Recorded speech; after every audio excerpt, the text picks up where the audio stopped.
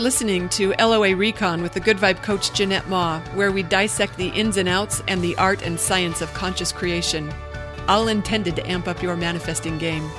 Let's have some fun together. The other day I was up the canyon on a dog walk with the 3 dogs and a friend, and it's the same dog walk I've been doing for a while, same dog, same friend, and it hit me, like it just occurred to me that I'm living my dream come true. This once upon a time was a fantasy for me, that in the middle of the week, in the middle of the day, I could be in regular clothes, walking my dogs, doing what I love most, off-leash dog walks in the canyon. That's probably my favorite thing on earth. And here I was doing it, not because it was a sick day, not because of any reason other. This was my regular daily life. This is what I'd built for myself. This was a dream come true. And I was thinking about how dreams come true. Once upon a time, I didn't really believe that that was even possible for myself. In fact, I blogged recently about how I used to fantasize that, one day I'd have as many animals as I wanted without anyone caring. And one day I wouldn't have to leave them at home while I went to a job that I didn't love. And one day I'd love my work so much that it's work I would do for free. That's how much I would love it. And I dreamed, and this dream of living in a beautiful place, I imagined that's something that would maybe happen in my far, far, far out future if I were lucky. Like if I played all my cards right, somehow a couple decades from now, I could maybe end up in a gorgeous place in nature, living a good life.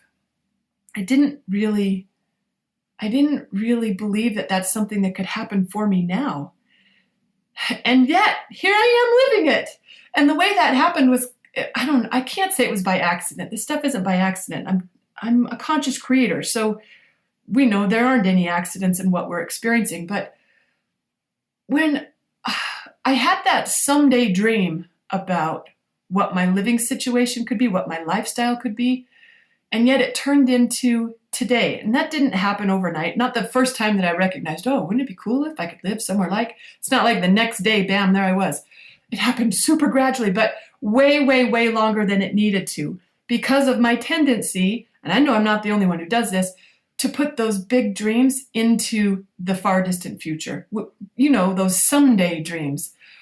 I think that there's an opportunity for us, for most of us, to say yes to those someday dreams now. There isn't any reason we can't have what we want right here and right now, other than what we believe about it.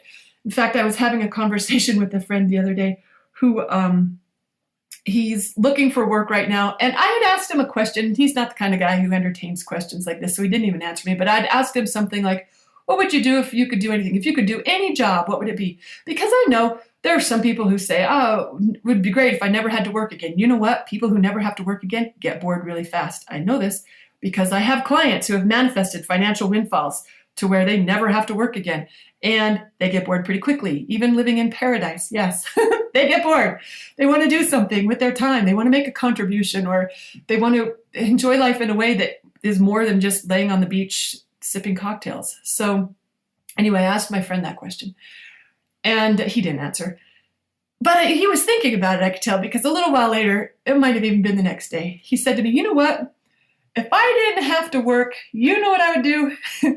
He said, if I had a bunch of money and I didn't have to work, and I interrupted him. I said, you do have a bunch of money.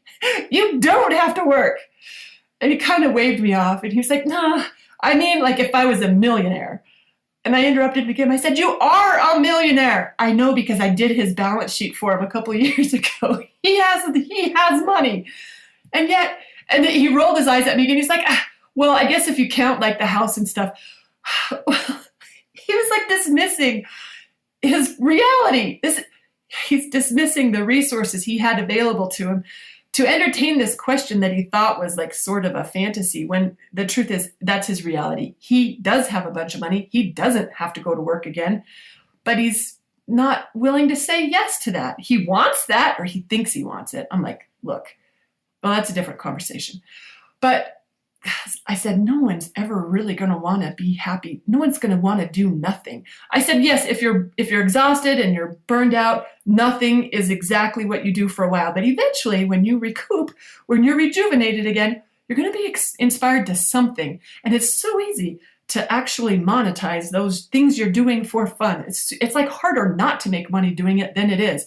But anyway, the reason I brought up that conversation, because I thought it was hilarious and I could see some of myself in him. Like that time when I thought that I could, if I were lucky, if I played all my cards right, maybe I could end up in that gorgeous place in a couple decades into my future.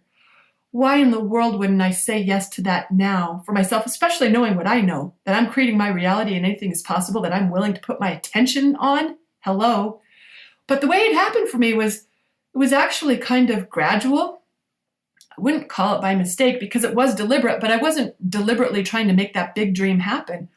What I was doing was, I was just, maybe you've heard the story before about the house in particular, about how, I was living with my ex and we both wanted to stay there.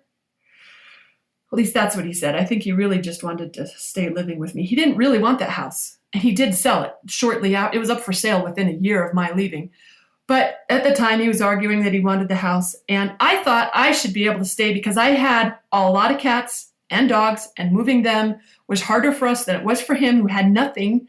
He didn't even really have a bunch of, can you hear my attitude? Man, I was so mad at him that he wouldn't go. It just made, I was the one who loved that house. I was the one who tended those gardens. I was the one who decorated this place to my taste. I mean, this was my house, and I loved it, and I could afford it. He wouldn't go. So eventually I realized I'm going to have to go. But I was so mad about having to go that I thought, well, if I'm going, then I'm going to make it worth it. And I was looking for things that were just exactly like that. It was a house in the suburbs. It was like on a 3rd acre, gorgeous, gorgeous, gorgeous lot. It was at the end of a long dead-end circle, so had very low traffic, which was important to me for a variety of reasons. The trees, it was just beautiful and quiet. I loved it. I loved it. So much so that I was looking for places just like it, like in the same neighborhood. I was seriously looking at making an offer on one that was just a mile away. It was like a 1/2 acre, but it was really pretty, nicely located. But it wasn't quite, didn't feel exactly right. And every house that I looked at over a period of like a couple years, every time I would look at something, I would think, I didn't even have to ask myself what would be even better than that. I knew what would be even just a little bit better than that. I kept following what would be a little better than that? What would be a little better than that? What would be a little better than that? Until eventually I realized, oh my gosh, I'm looking at dream homes. That thing that I imagined for myself in the far, far, far off future, I was looking at saying yes to today. And it was kind of scary. It was kind of intimidating because I hadn't really geared up to it. I hadn't said yes to it yet. It was kind of happening sort of by accident, but it wasn't by accident. It was because I was in that process of just following one better feeling thing after another, releasing one toleration, one energy drain after another, finding one better thought after another. And you keep following that thread, it will lead you straight into dreams come true. And it does not take decades. I was going to say, it does not take decades, girlfriend, talking to my own self, but I know I'm not the only one who does this. That's why I'm sharing my ideas on this subject, because I think there's an opportunity for us all, just like my friend, to recognize that we're not probably being realistic about what we really have access to, as far as, whether it's the material world resources or our energetic powers, our ability to focus dreams into reality simply by being willing to say yes to those someday dreams today. That's what I wanted to share. I hope you're getting some inspiration from this, and that there's something that you maybe have been putting off into your future that you're willing to say yes to today. If so, my work here is done. Thanks for listening, and happy manifesting.